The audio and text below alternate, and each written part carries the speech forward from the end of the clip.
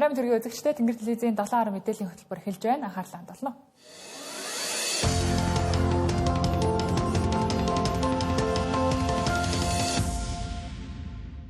Энэ 7 хоногт засгийн газар дэд сайд нарыг томиллоо. Харин улсын их хурл улсын ерөнхий прокурорын орлогч, Монгол банкны ерөнхийлөгч, гадаадд суух элчин сайд нарыг тус томиллоо. Үндсэндээ намрын чуулган завсарлах төгсөн энэ өдрүүдэд шийдвэр гаргагчид бүрэн эрхийнх нь хугацаанд дууссан албан тушаалтнуудыг ажлаас нь чөлөөлж, орных нь хүнийг томилох асуудлыг ээлж дараалан хэлэлцэж байна. Энэ мэтчлэн төрийн ордонд болсон үйл явдлыг хөтөлбөрийн эхлэлд тоомлох хүргье. Өнгөрсөн 3 дахь өдрийн засгийн газрын хуралдаанаар дэд сайд нарыг томилсон. За ингэхдээ бол сайд нарын ачаалал дийлдэхгүй. За хурлын оронд чуулганы хуралдаанд сууж амжихгүй байгаа. За мөн зарим тохиолдолд гадаалтад томилолттой явдаг гэдэг утгаараа дэд сайд нарыг томилох зайлшгүй шаардлагатай гэдэг бол зүйлийг иржсэн. За ингээд дэд сайд нар маргааш нь одоо тэр даруйда ажиллаа хүлээн авч зөнцөн ажилдаа орж эхэлсэн.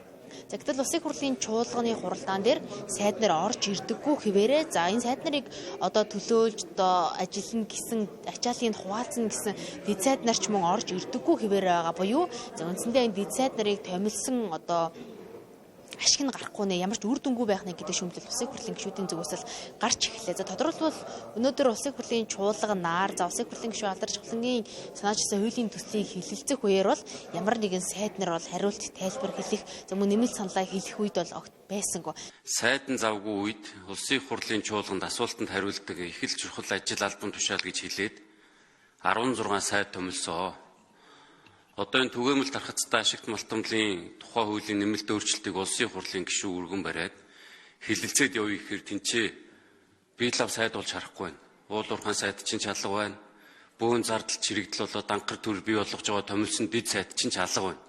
Цогтоодрын гишүүний шаардлага зөв. Гэхдээ яг дэгээрээ бол их хурлын гишүүн хууль санаачлагтаа хуулийн дээр ажилласан бага ажлын хэсэгтээ оруулаад ингээ асуултанд хариулж байгаа.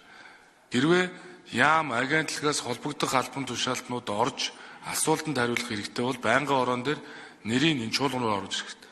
Ер нь энэ их хурлын гишүүн санаачилсан ч бай холбогдох сайд нар нь заавал орж ирэх хэрэгтэй шүү дээ. Цогтоотор гишүүн санал нэг байна. Би энэ Батбаатар гэдэг сайдтай холбогдоод би ийм хууль өргөн барих гээд байна.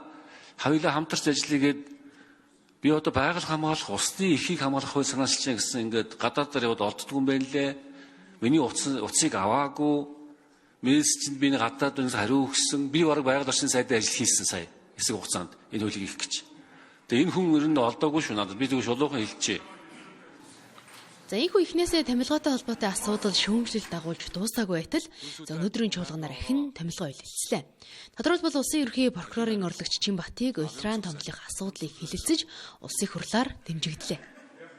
Прокурорын байгууллагуудын хэргийн архив хэр зэрэг захимдсан байдаг вэ? Дата бааз дээр одоо хэр зэрэг анализ хийдэг. Прокурорын байгууллагууд энэ тал дээр одоо хэр зэрэг бэхжсэн байдгийг. Зөрчлийн бүртгэл мэдээллийн нэгдсэн сан бол 2023 оноос эхлээд 200 дотоод хэргийн яамны одоо захиалгаар тодорхой одоо төсөл хөтөлбөр хэрэгжээд 2026 оноос эхлээд зөрчлийн шийдвэрлэх ажиллагаа бол захимаар одоо явагдахаар юм болсон. За эрүүгийн хэргийг бол захимжуулах асуудал бид одоо бас судалгааны төвшөнд, бодлогын төвшөнд гадны одоо улс орнуудын байгууллагуудтай за хамтарч турших судлах. За энэ чиглэлээр 26 оноос эхэлж тодорхой ажил арга хэмжээ авахаар бол төлөвлөө ажиллаж байна. Төр нийтийн ашиг сонирхлыг хамгаалах гэж прокурорын байгууллагад нэг чухал чиглэл байгаа. Энэ төр тохирол учруулсан этгээдүүдийг төрийн нэрийн өмнөөс нэхэмжилдэг, хохирлгүй болгодог энэ чиглэлийг прокурорын байгууллагад бий. Тэгэхээр миний ойлгож байгаагаар чимэт прокурорын өөрийн хариуцдаг ажлын хүрээнд энэ ажил байгаа гэж ойлгож байгаа. Одоогийн явц ер нь цаашдаа энэ чиглэлээр ямар ажил хийж хэрэгжүүлэх төлөвлөгөөтэй байна вэ?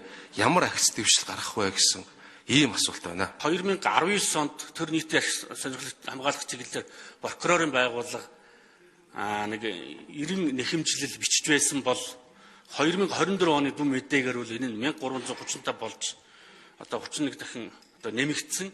Түүнчлээ одоо энэ 25 оны эхний одоо 3 дахь удирдлагын байдлаар бол бидний прокурорын нэхэмжлэл бичих асуудал бол бас 992 болж өмнөх оныхоо одоо мөн үеэс өссөн дүнтэй байгаа. За цаашд бол бид за энэ төр нийтийн эрх хамгаалах чиглэлийнхаа бүтцийг ч гэсэн бид нар дахин авч үзэж хүний эрх хэрэгжүүлэг хамгаалах, за нийтийн эрх хамгаалах чиглэлээр тусгайлсан одоо тийм бүтцтэй энэ үйл ажиллагаа явуулахаар одоо бодлогын хэмжээнд авч үзэж ингэж ажиллаж байгаа. Улсын хурлын гишүүд аливаа хуулийн төслийг санаачлахдаа за тухайн асуудалтай, тухайн салбартай за ямар нэгэн ашиг сонирхол эрх ашигын зөрчилгөө авах шаардлагатай байдаг. За гэхдээ зарим тохиолдолд тухайн асуудалтай болоо ашиг сонирхлын зөрчилгөө нь үл мэдэгдэх үед за бүх гишүүд санал хураалтад оролцоод өнгөрдөг. За энэ нь нэг талаараа эрх ашигын зөрчилтэй асуудалдаа конопторж саналаа өгж байгаа нь буруу юм а гэдэг зүйлсийг бол зарим гишүүдийн зүгээс ярьж эхэлсэн байгаа. За энэ дагуу Баасан жаргал, Лувсан жамд, Гаммаа нарын гишүүд хууль санаачилж за яг энэ тухайн хэлэлцэж байгаа асуудалд тухайн гишүүн хэрвээ эрх ашигын зөрчилтэй за тухайн салбарт үйл ажиллагаа бизнес эрхлэгч гэдэг юм уу те яг ийм байх юм бол тухайн санал хураалтад оролцохгүй байх агуулга бүхэн хуулийн төслийг санаачлахаар улсын хурлын тухай хууль болон бусад холбогдох хуулиудад өөрчлөлт оруулах хуулийн төслийг өргөн барих талаар өнөөдөр мэдээлэл хэллээ. Гишүүд болоод мөн бусад улс төрийн өндөр албан тушаалтнууд бүгдээрээ хөрөнгө орлого ашиг сонирхлын мэдүүлэг гэж жил болгон өгдөг. Гэхдээ авилгатай тэмцэх газрын сайтн дээр та бүхэн ороод хараарай. Хураангуулаад гаргацдаг. Үүний цаана нөгөө байгаа ашиг сонирхлын мэдүүлгүүд бол бүгд ерөөсөд дандаа хизээш нээлттэй байж байгаагүй. Тэгэхээр энийг авилгатай тэмцэх газраас гадна их хурлын вебсайтн дээр давхар гишүүний нэр дээр нь нээлттэй болгох ёстой гэж харж байгаа. Хариуцлага дээр эрүүгийн хариуцлага, үндсэн хуулийн хариуцлага, ёс зүйн дүрмийн хариуцлага гэдэг үндсэндээ юм 3 төрлийн хариуцлага байгаа. За эрүүгийнх бол ойлгомжтой эрүүг хуулиараа шийдэгдээд явчихна. Үндсэн хуулийн хэмжээнийх үү ёс зүйн хэмжээний асуудал үгүй юу гэдгийг бол тухайн үед нь тухайн кейсээс хамаараа шийднэ. Гэхдээ энэ дээр бид нар бол ёс зүйн дүрмэн дээр сайн дураараа мэдүүлнэ гэдэг байсныг сайн дураараа гэдгийг хасж байгаа. Заавал болгож байгаа гэсэн үг тийм. Өмнө батлагдсан байсан хууль байсан ч гэсэн хэрэгжилт нь бүрэн хангагдаагүй байна. Ил тод байдал бүрэн хангагдаагүй байна гэсэн зүйл заалтай байна. Их хурлын тухай хууль, их хурлын дэгийн тухай хууль дээр өөрчлөлт оруулж байгаа. Энэний гол зорилго бол өнөөдрийг хүртэл зөвхөн гэр бүлийн гишүүд нь ашиг сонирхлын зөрчил байна уугүй юу гэж хардаг байсан бол хамаарал бүхий этгээд нь ашиг сонирхлын зөрчилтэй байна уугүй юу гэдэг зүйлийг илүү ил додуулгая гэж байгаа. Хууль тогтоох байгууллагад ажиллаж байгаа хүмүүс өөрийнхөө ашигт нийцүүлж хуулийг өөрчлөн гэж байж болохгүй. Тийм учраас өөрийнх нь ашиг сонирхолтой хамааралтай байх юм бол энэ хуулийн заалтаас хуульд санал өгөхөөс өөрөө татгалзаад гардаг байх ёстой. Олон улсын практика харахад ч гэсэн Их Британий улс ч юм уу Европын холбооны улсууд ч юм уу тэр Registry of Interest гэж бүр нэрлэдэг. Энэ ашиг сонирхлын бүх мэдээллүүдийг ил тод нээлттэй өөрийн гэсэн вебсайтаар байрлуулах. Зөвхөн байрлуулаад зогсохгүй. Энэ бол байнгын бас өөрчлөгдөж идэг. Нэг бичээл орхичих биш. Тухайн жил болгонд магадгүй улирал тутамд ашиг сонирхлын асуудал юм уу эсвэл хөрөнгө оруулалтын асуудал дээр өөрчлөлт гарах тусам тэр болгоныг шинжилээд өөрчлөөд нэмээд оруулдаг. Мөн өнөөдрийн чуулганаар цагаан сар наадам амралтын өдөр тохиовол дараагийн ажлын өдөр шилжүүлдэг байх уян нарын гишүүдийн санаачилсан хуулийг эцэслэн батлах хэсгээр санал хураалт явуулсан. Хэлэлцүүлгийн явцад улсын хурлын гишүүдийн олонхон дэмжиж саналаа илэрхийлж байсан ч өнөөдрийн чуулганд хэрэгцэндээ орчход танхимаас гараад явчихсан гишүүд эсрэг санал өгснөөр тооцогдож улмаар энэ хууль батлагдсангүй боллоо. Эцэслэн батлыг гэсэн саналын томьёолоор санал хураалт явуулна. Санал хураалт.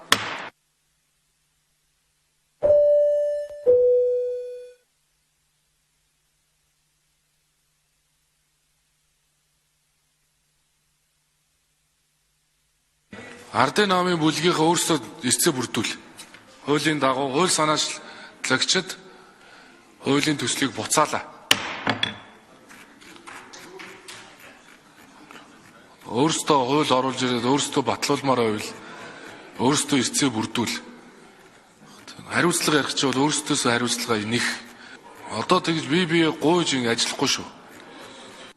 Ийхүү эрцгийг нь харвал чуулгандаа сууж байгаа юм шиг хэрн танхимаас гараад явчихсан гишүүдээс болж хуйлууд ихнээсээ унж байна. Оюу толгойн асуудлыг хянан шалгах төр хороо сонсголын тайлан дүгнэлтэд хэлэлцэж, улсын хурлын чуулганаар хэлэлцэх тогтоолын төслөө баталжээ. Тус хорооноос гарсан санал дүгнэлт тогтоолын төслийг өнөөдрийн улсын хурлын нэгдсэн чуулганаар хэлэлцүүллээ. Энэ асуудалд Монгол улсын эрх ашигыг хамгаалах, үр өгөөжийг нэмэгдүүлэх асуудал хэрхэн тусах вэ гэдэг олон нийтийн хүлээлт үүсчээд байгаа. Хянан шалгах төр хорооноос 2 зүйл 4 заалт бүхий тогтоолын төслийг боловсруулан бэлтгэжээ. Харин төр хорооны санал дүгнэлтийг улсын хурлын чуулганаар шууд хэлэлцэн батлахгүй, улсын хурлын гишүүдийн саналаар эдийн засгийн байнгын хороогоор хэлэлцүүлэхээр болжээ. Тогтоолын төслийн агуулгад 1-р оюутлын ордын талбайн хилцаагт орших Онтрек компани эзэмшлийн талбайд жавхлан шивд толгой ашигт малтамлын тусгай зөвшөөрлүүдэд төрийн эзэмшлийн хувь хэмжээг тогтоох, ашигт малтамлын нөөц ашигласны төлбөрөөр орлуулж үндэсний баялагын сан төвлөрүүлэх, за тодруулбал Онтрек компани оюутлын бүлэг ордын хүрээнд шивд толгой жавхлан тэмэх 2 ашиглалтын лиценз эзэмшдэг. Тэрхүү тусгай зөвшөөрлөө оюутлын компани руу шилжүүлэх хилцлийг манай засгийн газрыг оролцуулахгүйгээр эхлүүлсэн нь сонсголын үеэр олон нийтэд ил болсон мэдээллээ. Лицензийг засгийн газрын саналгүйгээр шилжүүлж болохгүй бөгөөд манайх Онтрек компани 34% юм уу амнаа тавах хэлцэл хийх ёстой. 2 шинэ лицензийн хүрээнд тусдаа гэрээ байгуулдаг юм гэхэд хөрөнгө оруулалтын үндсэн гэрээгээ өөрчлөх ёстой болж байгаамаа. Хоёрдугаарт оюутлын хувь нийлүүлэгчдийн гэрээний хэрэгжилтийг дүгнэх, өөрчлөлт оруулах. Хувь нийлүүлэгчийн болон 3 дахь этгээдийн санхүүжилтийн хүүг зах зээлд нийцүүлэн бууруулах, энгийнээр тайлбарлуул, Рио Тинто олон улсын зах зээлээс 4-5% хүйтээ зээл авч байж, оюутлогоор дамжуулан 2 дахин өндөр буюу 11.1% хүү тогтоож байгаа нь том дарамт үүсгэж байгаамаа. Сүүлийн 16 жилийн хугацаанд оюутлогод нийтдээ 26 тэрбум Америк долларын хөрөнгө оруулалт хийгдснээс 20 тэрбумыг нь зээлээр санхүүжилжээ. Энэ зээлийн 6.1 тэрбум доллар нь Рио Тинтогоос авсан бөгөөд өнөөдөр хүүгийн хуримтлал нь анхны зээлийн хэмжээг давж 12 тэрбум долларт хүрээд байгаа билээ. Түүнчлэн оюутлын бүлэг ордын геолог хайгуулын судалгааг үргэлжлүүлж үйлдвэрлэлийн нөөцийг өсгөх, ашиглалтын үйл ажиллагаанд тавих хяналтыг сайжруулах тухай тогтоолын төсөл тусгажээ. Энэ нь оюутлын ордыг 80 гаруй жил ашиглах нөөцтэйгөөс 35% нь Онтрек компани эзэмшлийн талбайд байгаа. 2003-аас 2024 оны хооронд өнөөдрийн байдлаар Онтрекийн тусгай зөвшөөрлийн 2 талбай дээр 188 орчим тэрбум төгрөгийн хайгуулын ажил гүйцэтгэжээ. Тогтоолын төслийн 4 дахь зүйл нь төслөөс хүртэх Монголын талын үр өгөөжийн хувь хэмжээг 53%-аас доошгүй байх нөхцөлийг баталгаажуулан холбогдох гэрээнд тусгах, уг хувь хэмжээг 5 жил тутамд харилцан хянах буюу монголчууд оюутлогоос хизээ ашигаа хүртэх вэ гэдэг асуудлыг тусгажээ. 34% эзэмшихэд буруу байсан гэдгийг нээлттэй сонсголын үеэр бүгд хүлээн зөвшөөрсөн. Одоо хувиа нэмэгдүүлэх, хүртэх өгөөжийг урагшлуулах хилцэл хийх зайлшгүй шаардлага тулгараад байгаамаа.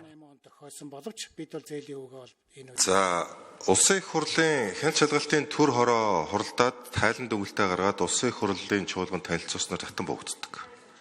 За, шаардлагатай гэж үзвэл холбогдох улсын их хурлын шийдвэрийн төслийг танилцуулдаг. За, тэгэхээр төр хороо маань ажиллаад хуралдаад тайлан гаргаад улсын их хурлын тогтоолын төсөл оруулж танилцуулж байгаа юм байна. Тэгээ энэ тогтоолын төсөл одоо лавл миний урд танилцуулагдаагүй. Лав одоогоор ямар тогтоолын төсөл одоо бид батлыг гэж гад агааг одоо би мэдэхгүй байна. Тэгээ тараас юм уу? Хизээ тараас. Гүг хизээ тараас. Өнөөдрөө тэгвэл энийг танилцсамаар байна. Судлах 1-р болцсон олон маань. 2-р энэ улсын их хурлын дэгийн хууль, хяналт шалгалтын хуулиар одоо би өмнөх парламентын үед ажиллаж байхад энэ тогтоолын төслийн эдийн засгийн байнгын ороогоор танилцуулж ирсэн байхгүй юу? Одоо манай хөгжлийн банк болон нүүрсний хяналт шалгалтын төр хороо улсын их хурлын тогтоолын төслөө эдийн засгийн байнгын ороогоор хилцүүлж ирсэн. Тэгээд чуулганд орж ирсэн. Одоо шууд тогтоолын төсөл дээр их хурл бусад төр хорооноос бусад их хурлын гишүүд тогтоолын төсөлтэй холбоотойгоор санал гаргах эрх боломжгүй болчиход байна л да. Одоо энэ заалтыг нь ингэж өөрчлөе гэдэг юм уу? Энэ заалтыг нь инги гэдэг тэр улсын их хурлын гишүүний санал гаргах эрх хязгаарлагдчихад байна. Тэгэнгүүт төр хорооноос орж ирсэн тогтоолыг эсвэл батал, эсвэл битгий батал гэдэг сонголтыг шууд тулгачаад байна л да. Их хурлын хяналт шалгалт төр хороо бол тайлангаа танилцуулаад ийм шийдвэр оруулъя гэдгээ бол их хурлын чуулган хурлаар танилцуулна. Энэ цаг үе мөчөөс хойш бол тус шийдвэрийн төслийг нь чуулганы хуралдааны дэгийн тухай хуулийн дагуу тэр байнгын оргоор оруулаад хилцээд батлах буюу их хурлын гишүүд тэр шийдвэрийн төсөл дээр санал гаргах эрхийг нь олохгүй бол шууд хяналт шалгалт төр хороо их хурлын тогтоол оруулж ирээд чуулганаар коноптно гэвэл энэ бол өөрөө бас дэгийнхаа хуулийг зөрчих ийм л эрсдэл байгаа байхгүй Батнайрамд гишүүнэ. Өнөөдөр хурлаар оруулах гэж их юм боллоо. Амаргүй юм бэ. Гэхдээ та бүхнийг ойлгож байна бас. Бид нар хуулиа бол ягштал дагсан.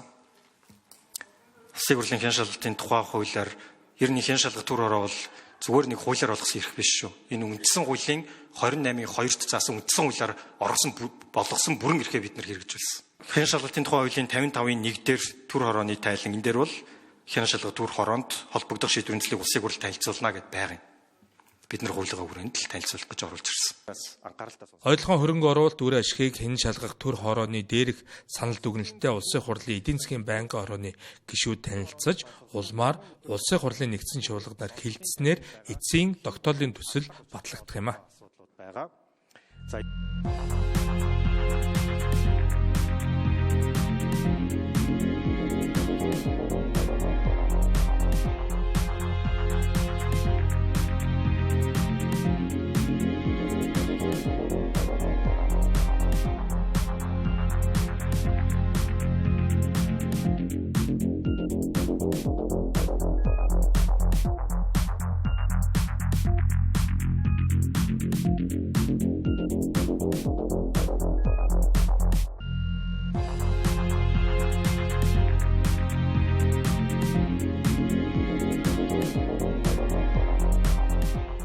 Доллар мэдээллийн хөтөлбөр үргэлжилж байна.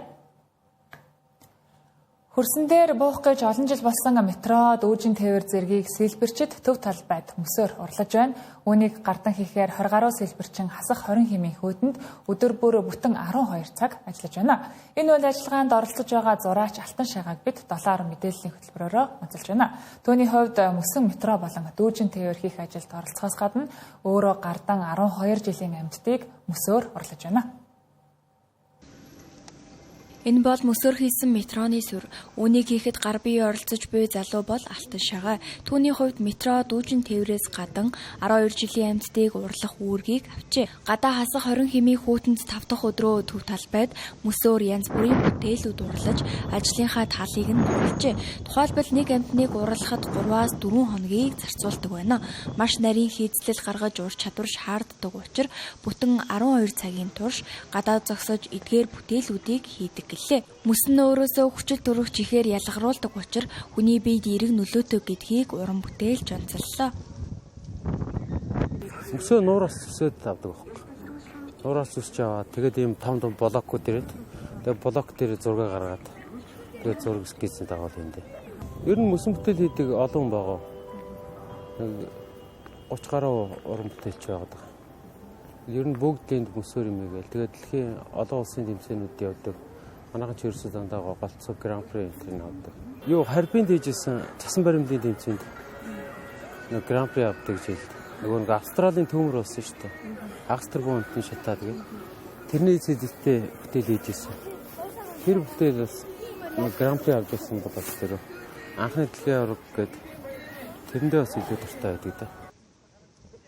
Манай улсад 30 гаруй мөсөн бүтээл урлаачид байдгийн нэг нь Алтан Шагаа. Бусад улс орнуудтай харьцуулахад манай улсын мөсөн бүтээлчдийн хувьд өвөл нураас мөсөө хүссэн хэмжээгээрээ авч хүссэн бүтээлээ хийх боломжтой байдаг. Тийм ч учраас манай улсын уран бүтээлчид дэлхийн томоохон тэмцээнүүдэд амжилт гаргах нь илбэг бөгөөд давуу талтай гэсэн юм а. Монголын баг тамирчид 2006 оноос эхлэн жил бүр зохиогдох олон улсын тэмцээнд төрөл хамаарахгүйгээр оролцож байгаа. Жишээлбэл мөсөн урлал, цасан урлал, элсээр урлах гэх мэт олон төрлөөр твдэлийн сэлбэрчидтэй ур чадвар авьяас бэлгээ уралдуулдаг.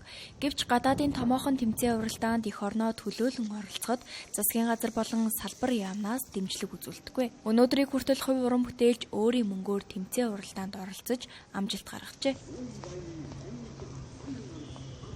Улаанбаатар хотын гудамж явган хүний замд мөс халтаргаа гулгаа ихээр үүсэж иргэд замын цэвэрлэгээ, үйлчилгээ хангалтгүй байгааг шүүмжилж байна. Цас мөсний цэвэрлэгээ давс бодис тараах ажил зохион байгуулж байгаа ч нийтийн эзэмшлийн зам талбайн халтаргааг бууруулах хангалттай үр дүн өгөхгүй байгаа талаар иргэд хэлж байна. Ялангуяа хотын төвөөс зайдуу гэр хороолол дундах нийтийн эзэмшлийн зам талбай, явган хүний замууд ихэнхдээ мөсөн бүрхүүлтэй зорчход эрсдэлтэй байгааг хэллээ. Үзэгчдээ бид яг одоо Баян зүрх дүүрэг Дарихийн одоо гэр хорооллын нэгэн гудамд ирсэн байна. За иргэдийн өгч буй мэдээллээр бол хотын төвийн нийтийн эзэмшлийн зам талбайг бол цэвэрлдэг хэдий ч за хотын төвөөс жоохон зайдуу болоод ирэхээрээ нийтийн эзэмшлийн зам талбайны цэвэрлэгээ үйлчилгээ мууддаг. За энд бол одоо иргэд халтарж унж гимтэж бэртдэг.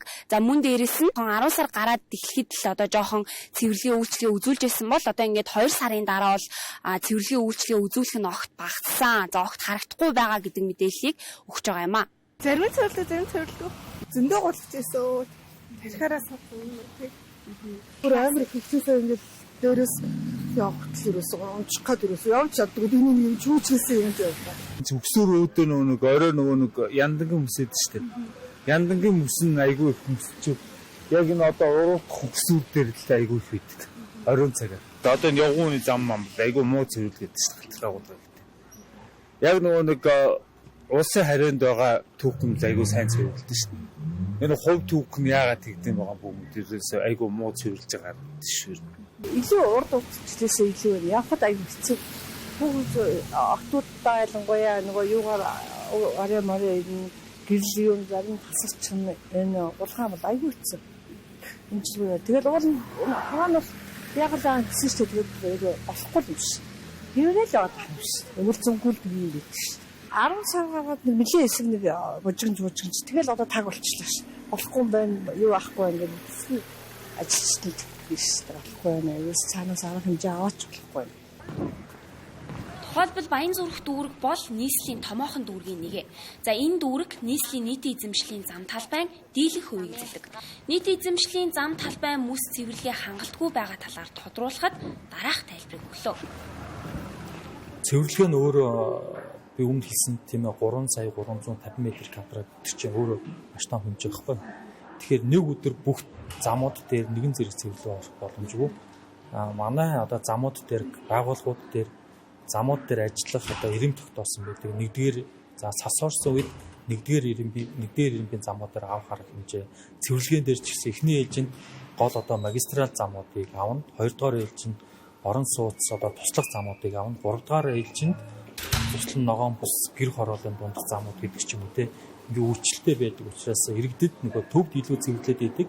Тэгсэн хэрнээ тухайн иргэний амьдарч байгаа бус дээр нь бас цэвэрлэгээ ингээд хоёр өөр явагдаад байдаг юм байна. Энэ зохицуултаас харагддаг гэж ойлгож байна шүү. Иргэдийн зүгээс нийтийн эзэмшлийн зам талбайн цэвэрлэгээ мөс халтаргаа арилгах ажил хариуцсан байгууллагууд бодит нөхцөл нийцсэн үр дүнтэй арга хэмжээ авахгүй байгааг шүүмжилж байна. За улирал бүр ижил асуудал давтагддагч хариуцлага тооцдоггүй. Хяналт сул хിവэр байгаа нь хотын иргэдийн аюулгүй зорчих эрхийг үл тоомсорлсон хэрэг хэмээн үзэж байгаагаа илэрхийлж байлаа.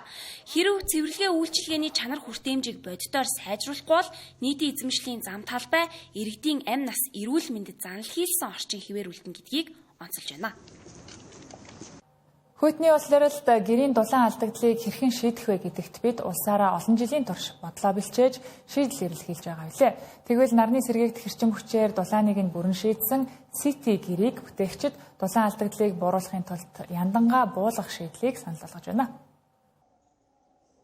Пассив барилгын хүрээлэнгийн хамт олон 2018 оноос хойш эрчимтэй судалгаа хийсний үр дүнд Монгол гэрийг пассив зарчмаар дулааснаар дулаан алдагдлыг эрс бууруулах боломжтой гэдгийг тогтоожээ. Улмаар энэ онд утаа гаргахгүй, хөрс бохирдуулахгүй, эрчим хүчинд хэмнэлттэй байдлаар дулааны асуудлыг нь бүрэн шийдсэн жишг аргачлал бүхий Монгол гэрийг бүтээн байгуулад байна. Пассив 5 зарчим байдаг шүү дээ. Битүү сайн үлгэгдэж дулаалах, дулааны гүүргүү хийцэлтэй, дээрэс нь маш сайн агааржуулалт тавина. Дээрэс нь нарны систем нарны одоо дулааныг хүлээж авах цонхтой байна гэсэн.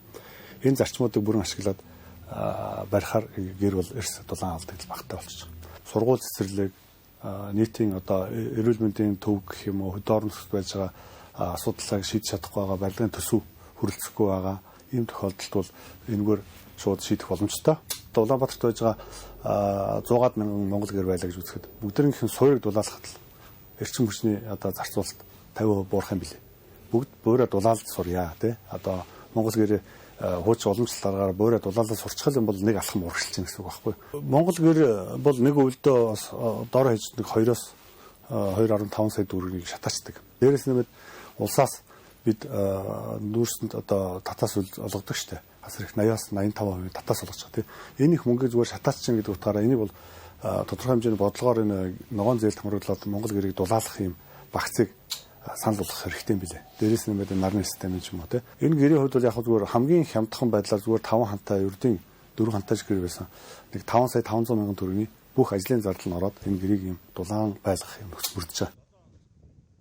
Сити гэрээ бүтээгчид бэлэн бүтээгдэхүүн бус харин аргачлалыг санал болгож байгаа учраас иргэд өөрсдийн гэрийн дулаалгаа сургалтаар олж авсан мэдлэг туршлагадаа дулдуйдан шийдэх бололцоотой гэдгийг онцолсон юм. Шатхууны хомсдол үргэлжилсээр иргэд өдөрт хамгийн багадаа шатхуун авахын тулд 2 цаг олжирлаж ажлаасаа чөлөө авахд хүрч байна. Иргэдийн ур бухимдлыг төрүүлж ажлын чанарт нь хүртэл нөлөөлж байгаа шатхууны хомсдол хизээ арилах нь тодорхойгүй. Өөрөөр хэлбэл 2028 онд газрын тос боловсруулах үйлдвэр баригдтал шатхууны хомсдол үргэлжлэх магадлал өндөр байна. Импортлогч орны зовлон энэ өвөл нийтээрээ мэдэрч байна. Үнэхээр хүндрэлтэй байна да өвлжөнгөө ингээд очрлуулад байгаад тах нэг. Өөрөөсөө томчууд нь болохтой очргоо газар нь яваад бензин авчдаг. Яваад үсрээ очргоо нэгэдэх юм. Ард түмэн нь болохоор одоо ингээд очрлууд байгаад байдаг ямар очртой байдаг. Харин томууд нь өгөхгүй жижиг эм ойлын арай жижиг газрууд 92 маяр тэднэр л өгöd байгаа юм шиг байна. Тэрээс петрол шунхлагаа сая замаар орлоо байхгүй байна ирсэн. Бензинд очрлох ёстой гэдээ бүр ажлаас одоо юм чөлөө авдаг ч зүйлдээ бүр тэрийг ч баг ажлаас нь баг ойлгоод чөлөө өгдөг болоо бүр чинь бүр тогтсон нэг хэвшил болоод шүү дээ. Колонкод ер нь амар очтой л шүү дээ хараад. Очтөндөө л шүү дээ. Өглөө ороогүй л ер нь очраа. Энд ч одоо шунхлаалаа өгөхгүй л гаргадаад шүү дээ. Тэгээ сая энэ тал ирэл очрлол зогсож байна. Өчтөр 2 цаг үжирсэн. Өнөөдөр 1 цаг үжирлээ. Тэгээ бараг ер нь сурж ах шүү дээ. Энд очрлоо. Урдан гайгүй болоос л гэж үзэж байна. Цагаас цагаар 30 минут очирч шүү дээ. Гоо чинь эрүүл мэндэд лазер их охирлтод байна шүү дээ. Эмгэг дураараа явдад үл чадахгүй ингээд байж байгаа юм байна. Иргэн та шүүхэд ямар нэгэн гомдол гаргах, нэхэмжлэл хүлээн авах, шүүгчийн шийдвэртэй танилцах зэрэг цаг хугацаа шаардсан ажлуудыг гар утснаас цахим шүүх 2 дэх системээр дамжуулан авах боломжтой боллоо. Энэ систем ашиглалтанд орсноос хойш шүүхийн материалууд хадгалагдан үлдэх учраас архив шүүх ажилч илүү хэлбэр болж байгаа юм. Дан ганц иргэд гэлтгүй хэрэг хянан шийдвэрлэх ажиллагааны оролцогч болох прокурор, өмгөөлөгч, шүүгчгээд бүх талын оролцогчдод хэлбэр хүртээмжтэй болжээ.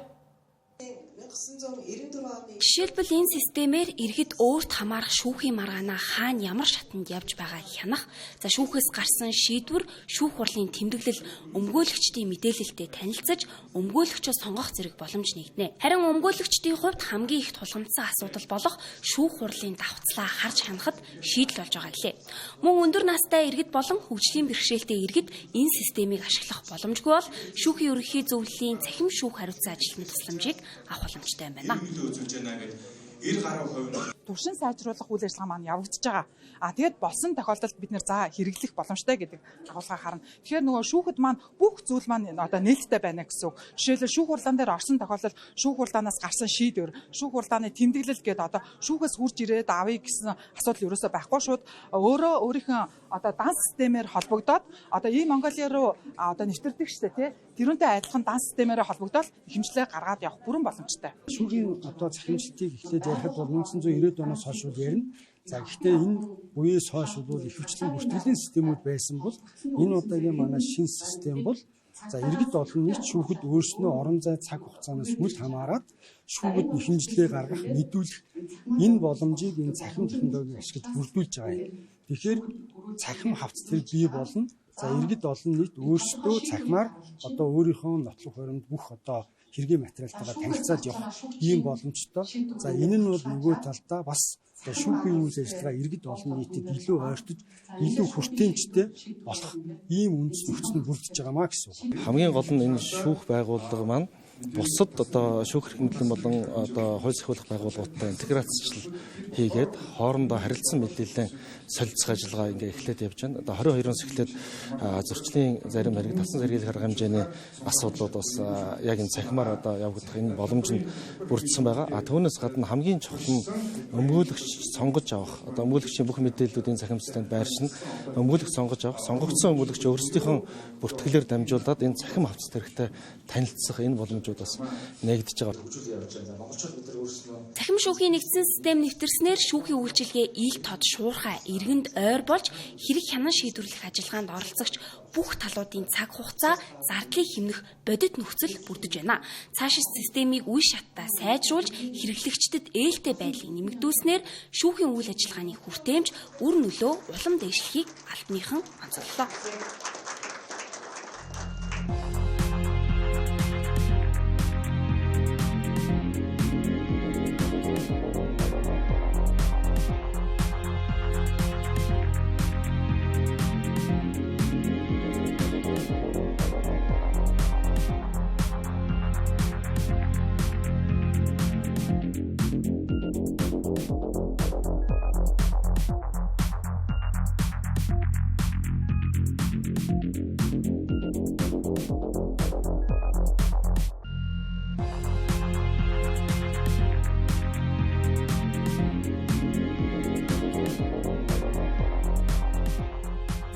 Тэнгэр телевизтэй хамтаагаад баярлалаа үзэгчдээ 7 мэдээллийн хөтөлбөр хүргэлжилж байна. Тусгаар тогтнол олон улсын математикийн олимпиад өнөө жил 90 цент хүрч 11 дахь удаага зохион байгуулагдлаа. Хэдийгээр ханиад томоогийн тархалтаас улбаалan энэ удаа үндэсний хэмжээнд явагдсан ч хот хөдөөгийн 1000 гаруй сурагч оролцсон математикийн бодлогоор цэц оюунаа сорилоо. Тусгаар тогтнол олимпиад хэдийн 90 цент хүрч өдгөө сурагчдын хүлээдэг зорж оролцдог тэмцээний нэг болжээ. Гэхдээ энэхүү олимпиад нь зөвхөн уралдаан тэмцээн бишээ. Харин оролцогч хүүхдүүдийн хувьд нөхөрлөлөө тэлэх, хичээлдээ илүү сонирхолтой, нухацтай ханддаг болоход нь нөлөөлдөг байна. Үүгээрч барамгүй тусгаар тогтнол хэмээх нэрийн дор уг олимпиадыг зохион байгуулж байгаа нь эх оронч сэтгэлгээг төлөвшүүлэх, Монгол улсаараа бахархах үзэл санаа, үндэсний үнэт зүйлийг ирээдүйн эх орны эздэд гүн гүнзгий ойлгуулахад онцгой нөлөөтэй байгааг зохион байгуулагчид онцолж байлаа. Эцэндээ бид дан ганц бодлого бодож уралдаж байгаа мэт боловч бид нар бас боловсролтой чадварлагийн иргэдийг бэлтгэх тэдгээр хүүхдүүдийг хооронд нь хичээл сургалгаараа дамжуулж найз нөхөр болгох энэ бүх үйл ажиллагааг хамтран зохион байгуулж байгаа гэж үзэж байгаа. Шинжлэх ухааны технологи хөгжиж байгаа өнөө үед цаг үетэйгээ нийлж хүн алхахыг бол математикийн шинжлэх ухааныг тодорхой хэмжээнд эзэмшсэн байж бид нар цаг үетэйгээ хөл нийлүүл алхах ийм боломж олцоо чадвар үүсч гэлж байгаа. Тэр учраас математикийн хичээлээр дамжуулаад ирээдүйд хөл тавих залуучууд бол энд нэгдсэн алхам болж байгаа гэж бид нар үзэж байна. Өмнө нь ер нь дараалал оролцож байгаагүй тэгээд одоо гоё математикийн бодлогыг одоо ингэж бодит амьдралаас хэлсэн юм шиг байна. Олон улсын олимпиадад алтан медаль аваад тийм хэцүү биш байсан. Нэг сард олон улсын олимпиадаас 6000 хүүхэдтэй өрсөлдөн. Нэг өдөрт 10 бодлого боддог. Өмнө нь 2 медаль авчихсан. Сургуулийнхаа олимпиадын бэлтгэлтэй тэгээд гэртээ бас жоохон бэлдсэн. Амар хэцүү. Тэгээ нэг 2-3 олимпиадад авчихсан. Бэлтгээгүй шүү дээ. Солонгос яваа ирэл тэгээ шууд ирсэн. Уг олимпиадыг өмнөх жилүүдэд олонлог сургуулийнхан зохион байгуулсан бол өнөө жилээс энэхүү нэр төртөө үйл хэргийг Тэгш ухаан сургуулийн хамт олон хүлээн авчээ. Монгол хүүхдүүд математикийн олон улсын олимпиадад амжилттай оролцож, багтам амжилтуудыг ээлж дараалан дархалсаар байгаа билээ. Тэгвэл эх орондоо олон улсын олимпиадыг зохион байгуулж, өргөн бүрэлдэхүүнтэй оролцох нь манай багш сурагчдын хойштын амжилтуудад гарцаагүй сайнаар нөлөөлөх учиртай юм. Үүнд 11 удаа амжилттай явагдаад байгаа тусгаар тогтнол олон улсын математикийн олимпиадын нөлөөж үлэмж бий гэдгийг энд онцлох нь зүй болов. Лантун дохио төрийн бус байгууллагаас 2012 оноос эхлэн ичидийн уут аяныг хэрэгжүүлж эхэлжээ. Энэ аяны хүрээнд эргээд албан байгууллагуудаас хандив цуглуулж аслагдсан дүүргийн гэр хорооллын хүүхдүүдэд шинэ жилийн бэлэг хүргэдэг. Ичидийн уут аянаар дамжуулан 5-аас 6 мянган орчим хүүхэд бэлэг өгөхөөр бэлтгэл ажлаа ханган ажиллаж байна. ИЧД даян бол Улаанбаатар хотын аслагдсан дүүрэгт амьдардаг сургууль цэцэрлэгт хамрагдаж чадахгүй боловсрлоос орхигдсон хүүхдүүд рүү чиглэсэн ажил юм. За шинэ жилээр бэлэг авах боломжгүй хүүхдүүдэд 4 өдрийн турш ууттай бэлэг тараах ажил маргааш нас эхэлнэ. За энэ ажилд 150 орчим залуус сайн дураараа оролцож олон мянган хүүхдүүдийг баярлуулахаар өдөр шөнөгүй ажиллаж байна. Самбиархан хаавал Баянзүрх ер нь хамгийн том дүүргүүдээр явна. Тэгээд нөгөө харьяалалгүй айлрахад өндөө байдагтай хашаагүй ч юм уу. Хамгийн бид нар одоо машины хүртэл сонгохдоо одоо бартаа таван туулах чадвар сайтай машинуудыг сонгож хамтран ажилладаг. Тэгэхээр тэр машинуудын бас дэмжлэгтэйгээр хамгийн одоо хүрэх боломжгүй газруудад хүрдэг. Тэгээд машин хүрэхгүй газар байсан ч гэсэн манай өглөө өгөө ав засаа хүмүүс бол тэгэл уул гооч алхахыг даваал тухайн айлуудаа очиод хүрэх ёстой хүмүүст нь хэрэгтэй дэмжлэгийг нь үзүүлдэг. Зарим хүмүүс нөгөө бэлэг өгөөд яг юу өөрчлөгдөх вэ гэж асуулт гарч ирдэг. Гэхдээ бид нар ч гэсэн зэрэг мэдж байгаа. Өнөөдөр очиод бид нар бэлэг өглөө гээд бүх зүйлийг өөрчилж чадахгүй одоо бид нар гараасан дараа тэр амьдралаар хэврэлүүлдэн. Гэхдээ нэг зүйлийг бол баттай хэлж чадах нь нөгөө итгэл гэдэг зүйл хамгийн хүчтэй. Хүн угаасаа сэтгэлийн амтан шүү дээ. Сэтгэлийн хүчээр бүх зүйлийг ялан дийлж чадна. Эсвэл бүх зүйлд бууж өгч чадна. Тэгэхээр одоо өглөө засаа охины хэлсэн нэг үг ч юм уу те эсвэл ганц чанга тавирал тухайн хүүхдийн амьдралыг харах өнцгийг өөрчлөх боломжтой. Мэдээж энэ аяныг олон нийт буюу хандивлагчгүйгээр төсөөлөх аргагүй. За жил бүрийн ИЧД уут аянд олон зуун иргэд албан байгууллагууд янз бүрийн хандиваар оролцдог. За жишээлбэл Монголын дотоодын үйлдвэрлэгч Тод аймс хувьцаат компани 2012 оноос эхлэн тасралтгүйгээр 1000 ширхэг аймс хандивлаж байгаа гэлээ. Харин энэ жилийн хувьд 5000 орчим хүүхэд багчуудыг баярлуулахаар төлөвлөж байгаа боловч олон нийтээс ирж буй хандив хараахан хангалттай түвшинд ирээгүй байна гэлээ. За энэ жилийн аянд нэгдхийг хүссэн иргэн албан байгууллагуудын оролцоо нэмэгдэх тусам илүү олон хүүхэд баярлах боломж бүрдэх юм аа. Манай улсад насанд хүрэгчдийн дунд мэдлэг ур чадвараа ахиулж суралцах итгэх сул байна гэж судлаачид үзэж байна. Үүнийг санхүүгийн хүндрэл, уян хатан сургалтын тогтолцоо сул байгаатай холбоотой гэж тайлбарлаж байна. Уг нь иргэд тогтмол боловсролоо дээшлүүлэх нь хувь хүний хөгжлөөс цаашлаад улсын хөгжилд хүртэл нөлөөлөх үр дүнтэй юм аа. Өнөөдрийг хүртэл суур боловсралгүй насанд хүрэгчид байсаар байгаа төдийгүй тэдний тоо баримт судалгааж хангалтгүй байгааг судлаачид онцолж байна. Дунд дээд боловсрал эзэмшсэн иргэдийн дунд ч дахин суралцах, мэрэгжил дээшлүүлэх сонирхол хангалтгүй байгааг мэрэгчлэлтнүүд онцоллоо. Энэ нь хөдөлмөрийн зах зээлийн өөрчлөлтөд зохицох чадварт сөргөөр нөлөөлж байна гэлээ. Уг нь боловсролын хуулийн шинжилтээр ихтэй сургуулиудад нэмэлт мэрэгжлээр суралцах боломжийг нэмэгдүүлсэн ч гэлээ элсэлтэн төдийлөн сайжрахгүй байгааг боловсролын салбарын төлөөллүүд онцолж байлаа. Иргэд өндөр төлбөртэй боловсролоос цааргалах хандлагатай болжээ. Энэ сурах үйл ажиллагаа гэдэг маань хүний суур ирэх юм байна л да. Тэгвэл бидний өмнөх ойлголт бол юу байгаа вэ гэвэл хүүхэд залуучууд л сурдаг.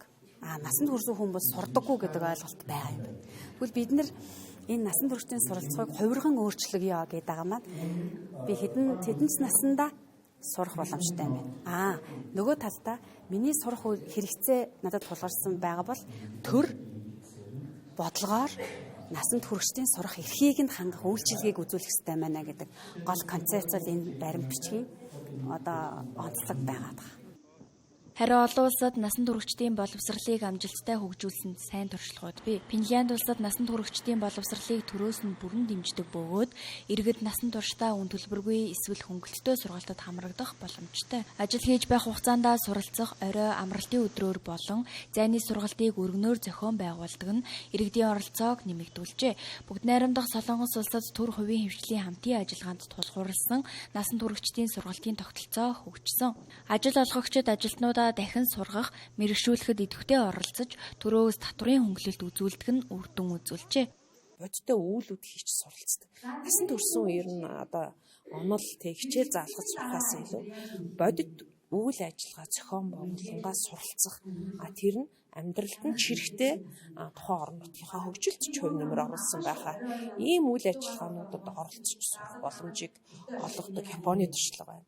За Герман улс байна. Герман улс ч холбооны засгийн газар эдийн засгийн хөгжлийн яам нь тэр орон нутаг тосгон болгонд байгаа насан туршдаа суралцахын төвөө ачлуулдаг. Яагаад өгөөвөл энэ нөгөө эдийн засгийн өрсөлдөх чадвараа хадгалж явах юм.